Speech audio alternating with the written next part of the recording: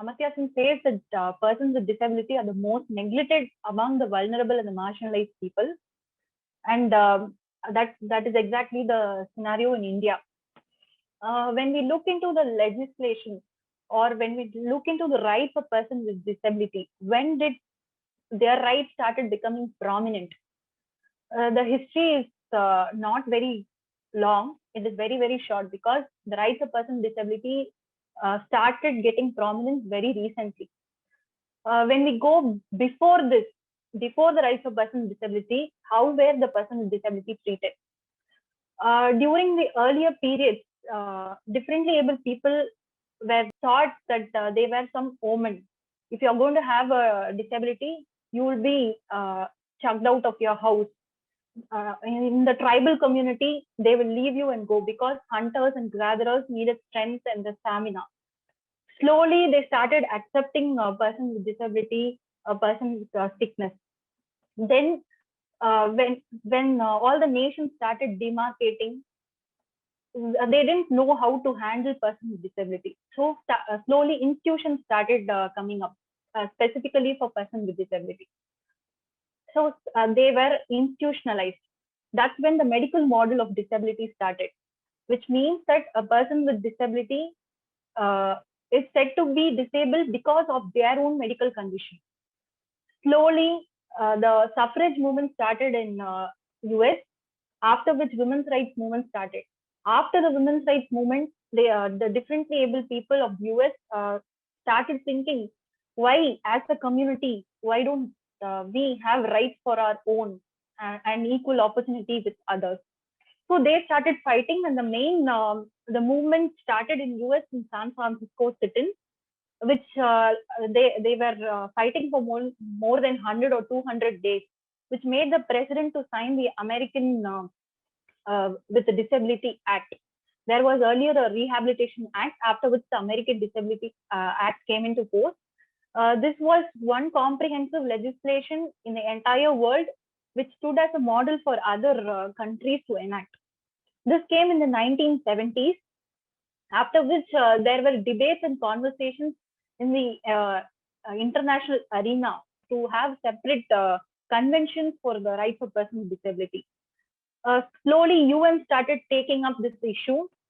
Declaration of the rights of mentally retarded people came. Declaration of the rights of persons with disability came. Then they declared a decade for persons with disability. Every year, December 3 celebrated as the International Day for Disability. So slowly, they started giving a comprehensive convention for the rights of persons with disability. And the major breakthrough was the United Nations Convention on the Person with Disability 2006. This is the base convention for many of the disability legislation throughout the world. As far as India is concerned, when we look into the various legislation, first, when we look into the constitution, did we have any separate provision for person with disability in the constitution as such? No, we didn't as such have a provision which deals with disability, but there is a common provision which says that no person should be deprived of the right to equality, right to life. Article 14, 15, 16, and Article 21 all talks in general terms. Even in Article 15, there are various grounds on which a person must not be discriminated. Be it sex, gender, caste, creed, place of birth is also included, but there is no provision which says that a person with disability must not be discriminated. And there are also recommendations for making suitable amendment to Article 15. Throughout the Constitution, when we look into the various provisions, there are no provisions which specifically states that specifically guarantees any right to person with disability. There's Article 41, which on a general term says that assistance must be given to physically handicapped. Even that term has not been modified ever since. So from throughout the constitution, still there is no amendment. But various countries have amended their constitution at par with United Nations Convention on the Rights of Persons with Disability 2006. But India has not yet made any such amendment to the act, to the constitution. So after the institutional model or the medical model, After the debate was taken up in the international scenario, the medical model moved to become social model or the human rights model. They started saying that it is not the impairment which a person has that makes a person disabled. It is the society which makes them differently abled or a person with disability. So when their bodily impairment is in interaction with the society, they face some kind of disability, because of which they are said to have a disability. So that was a shift in the thinking from the medical model to the social model. So now we have the social and the human rights models throughout the world, where equal opportunity and equal rights is given to every person with disability at par with the general population. Now, when we look into the special legislation, it is the Rights of Persons with Disability Act 2016, before which we had a legislation, Equal Opportunities and Participation Act 1995. This was when the debate was going on regarding the rights of persons with disability in the UN. We also drafted a legislation, but the legislation was not comprehensive enough to cover all the areas where a person with disability is discriminated. So United Nations Convention is in 2006, whereas India enacted the legislation in 2016, after nearly a decade. In United Nations Convention on Persons with Disability is said to be one of the conventions which is signed by most of the countries. So our Act, RPD Act, most of the provisions are in pari materia with the UNCRPD Act. When we look into the various provisions of the Act, it has around 18 chapters and 1 or 2 sections. It looks comprehensive, but most of the provisions are not followed or implemented in letter and spirit. Still, the differently able community face many challenges which they were facing 25 or 30 years back. So the Act is mainly based on the principles of integrity, diversity, equality, autonomous, independence of a person, accessibility. All these principles are got from the convention, 2006 convention. The Act, in its definition part, defines who a person with disability is. It actually divides the category of person with disability into 3 types. Generally, a person with disability, person with a benchmark disability, and a person with high support, high needs. The Act entirely applies to person with benchmark disability, but certain privileges are given only when you're certified by the government.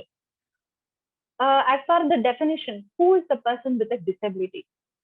A person who has a physical, mental, intellectual, or a sensory long-term impairment, and when such impairment interacts with the society or the barriers in the society, making them not to avail their equal opportunity or participate in the society in equal with others, then such person is said to be a person with disability. A person with a benchmark disability is certified by the government. Whoever is said to have 40% and above disability will get a disability certificate so that they can avail certain provisions of this Act. Who are more than 80% are said to be persons with high support needs. So the entire Act is divided, where some rights are given to persons with disability, some rights and entitlements are given to persons with a benchmark disability, and certain provisions for a person with high support needs. When we see into the other definition part, they define what is a barrier. The definition is very comprehensive, covering all types of barriers that occurs in the society, from social barrier, economic barrier, political barriers, cultural barrier, religious, institutional, environmental. It covers various barriers which a person with a disability will face from the starting of his life till the end. So it covers everything. Then there are definitions for who is the appropriate authority, as many authorities are defined under the Act. What is the public establishment? What is the private establishment? What is meant by communication? Where For a normal person, communication is just speaking, but for a differently able person, it includes different varieties where writing in large fonts, braille, tactics, tactical geometry, sign language, any other means of communication where they can interact with the society are all included under the definition of communication. So there are definitions like this. Moving on to the next chapter, it gives about certain entitlements or the rights which a person with disability enjoys. The Act ensures that no person with a disability is discriminated on the grounds of disability, but there is a rider which says that when something has to be achieved and that person's disability is a barrier, then the disability can be a ground for discrimination. This is again against the UN Convention, and the UN has recommended for amending the Act at par with the UN Convention and to remove this particular proviso in Section 3 of the Act. Then there are various provisions which says that they must not be subject to cruelty, they must not be subject to abuse or exploitation. All these are put because many persons with disability are humiliated, tortured because of their disability. So to protect them and to be given equality with others, all these provisions are there. Cultural rights must be ensured. Reproductive rights of a person with disability must be ensured. Women and children with disability must be safeguarded. Cultural and religious rights must be ensured. So there are specific provisions like this. Access to voting, access to justice, all these are specific provisions which are given specifically under the Act. And the legal capacity has been introduced into the 2016 Act, whereas in 1995 Act, we don't have the provision. Where a person with disability is also said to be a person. They have some legal capacity to make their own decisions. So someone need not take decisions for them because of their disability. So they can decide on their own as to how their life has to be, how their property has to be dealt. And one important thing from 1995 Act to 2016 Act is a number of differently able who are included into the Act. In 1995 Act, only 7 types of disabilities were identified and given protection. Whereas in 2016 Act, we nearly 21 different types of disabilities recognized, including blindness, low vision, hearing impairment, intellectual disability, mental illness, cerebral palsy, multiple sclerosis, leprosy cured patients, and even many invisible disabilities also included, like sickle cell anemia, hemophilia, uh, even acid attack people are included, Parkinson's disease, multiple disability people, some people will be blind as well as deaf. So all these different 21 different types of differently able people are now included and given protection under this Act. Now, what are the special provisions for a person with a benchmark disability? They have special reservations in education, employment, and other welfare schemes of the government. In education, they have 4% reservation. Under the RT Act, free education is given, and differently able child must be given priority over others. And if you're going to go for a higher education, you have 4% reservation in higher education. If you're going to go for employment, you have 4% reservation. In allotment of agricultural land, in housing schemes, all these special schemes which are formulated by the government, you will have special reservations. Person with high support needs will get allowance and benefits from the government. Other than that, since they are severely disabled, it is difficult for them to enjoy the other rights. When we see into the education part of it, apart from reservation, there are special schools which are established for a person with disability. And these special schools will have specially trained teachers to teach them. Transportation must be provided by the school, and there must be periodical review of how the school functions, how the teachers have to teach. This is with regard to education. When it comes to employment, skill development, there are special vocational trainings given. There are special employment exchanges specifically for differently able people, and they can avail loans on priority basis. As far as employment is concerned, in government jobs, we have 4% reservation. When it comes for a private employment, if a private company is going to employ a person with disability and it is more than 5 or 6 persons, then they can get GST benefits. They are given special allowances from the government. Uh, a person with disability must not be denied promotion because of his disability. He should not be reduced in rank because of his disability. In matters of transfers, his disability must be considered. All these are with regard to employment. When we see as to who are the authorities who are responsible for implementing these acts, there are central authorities as well as state authorities in each state. In the center, we have the Central Commissionerate of Person with Disability, Chief Commissionerate for the Person with Disability, headquartered in Delhi. In each state, we have a state commissioner for a person with disability, and an IAS officer will be appointed to such category. And the Act specifically elaborates on how this person must be appointed, what are his qualifications, salary, tenure, meetings, filling up of vacancies.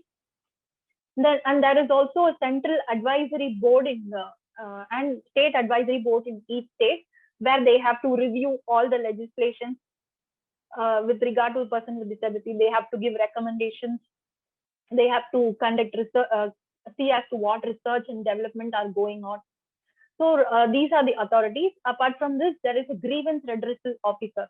So every government agency will have a grievance redressal officer, where if a person with disability is aggrieved by anything because of his disability, he can go lodge a complaint to the grievance redressal officer. Then each government department should have an equal opportunity policy. Then other agencies, as far as the agencies, these are the agencies concerned. There is a central fund that is constituted for the welfare of persons with disability, and there is also a state fund in each state where funds are allocated. Corpus fund is allocated for the welfare of persons with disability. Apart from this, what are the allowances that are given for a person with disability? You get disability allowances, you get unemployment allowances, caregiver allowance, you get a comprehensive insurance scheme, social security schemes. These are some of the social security schemes that are available under the Act. The special provisions are that there is a special court. There must be a special court designated in each district, and there must be special public prosecutors appointed in each court where they can argue for a person with disability. And if anyone is going to contravene or commit offense against any person with disability or contravene any of the provisions of this Act, then it is a punishable offense from 6 months to 5 years, including a company. Its directors will be punished. Then the last part of the Act has budget and auditing. So that is with regard to the Act. But in reality, none of these provisions truly come into force. When we look into the disability census, even the British colonial period took note of how many people were differently able. But India did not bother to take the census of differently able people and only took a comprehensive census in 2011. As per the official report, there is 2.21 crores of differently able people, but the World Bank says that nearly 10 to 15% of the population of India is differently able. So now we have a census in 2021, and the Act covers around 21 different types of disability. So there will be a huge leap in the number of persons with disability. So there is no proper census which is taken so that this Act could cover both visible and invisible differently able persons, so that they can get some benefit out of this Act. As far the Act is concerned, the provisions of accessibility are not fulfilled. There are special provisions in the Act which says that all buildings should be accessible to every person with disability. And there is also time limit which is fixed under the Act, which says that 5 years from the date on which the Act comes into force, all the public buildings or the other infrastructure which is given by the government must be made accessible. As far as Tamil Nadu is concerned, you would have noted none of the buses are differently able friendly. None of the bus stops are differently able friendly. And the Madras High Court has heavily reprimanded, saying they bought nearly 4,000 buses, but none were differently able. I have been fighting bills for digital accessibility, where none of the websites of Tamil Nadu government were accessible. None of the temples were accessible. So all these are a small accessible facility which makes a differently able person not enjoy the basic benefits which other people enjoy. Beach accessibility, where everyone gets to enjoy the beach, but only on Disability Day, that is December 3, they put a concrete road, concrete pathway where a differently able can move his wheelchair and go. As far as assistive device is concerned, we get some allowance, but still the government gives only a cane or a tricycle, whereas the assistive technologies have gone far beyond using augmented realities and artificial intelligence, but the government does not take note of all these. As far as the budget is concerned, we have a very, very small corpus fund of 10 crores in Tamil Nadu, which won't be sufficient for all the differently abled in Tamil Nadu. The official records, there are nearly 13 lakh, 36,000 persons with disability in Tamil Nadu alone. These, the budget which they give, 67% of the budget or 65 and above of the budget goes to giving allowance. And the remaining budget is only for the welfare activity where nothing gets done.